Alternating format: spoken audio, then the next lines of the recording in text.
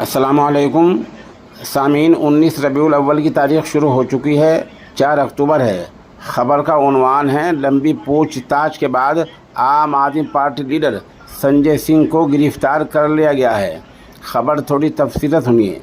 दिल्ली की शराब नीति घोटाला के मामले में ईडी ने बड़ा एक्शन लेते हुए लंबी पूछताछ के बाद आम आदमी पार्टी के लीडर संजय सिंह को आज बुध के दिन गिरफ़्तार कर लिया है। बता दें, उन पर यह भी इल्ज़ाम है कि आमदनी से ज़्यादा जायदाद है, इसकी भी जांच चल रही है। ईडी ने पिछले दिनों इस मामले में चार्जशीट दाखिल की थी, इसमें संजय सिंह का नाम भी शामिल है। ईडी के एक्शन के बाद वज़ीर आला दिल्ली अरविंद केजरीवाल ने कहा कि संजय सिंह की गिरफ्तारी बिल्कुल गैर कानूनी है।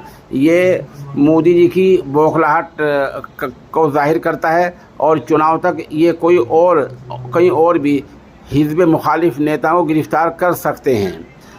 इत्तला के मुताबिक संजय सिंह से ईडी ने लगभग 10 घंटे तक लंबी पूछताछ की थी। फ़िलहाल संजय सिंह अपने घर पर ही मौजूद हैं। पूछताछ के बाद ईडी ने संजय सिंह को गिरफ़्तार कर लिया है।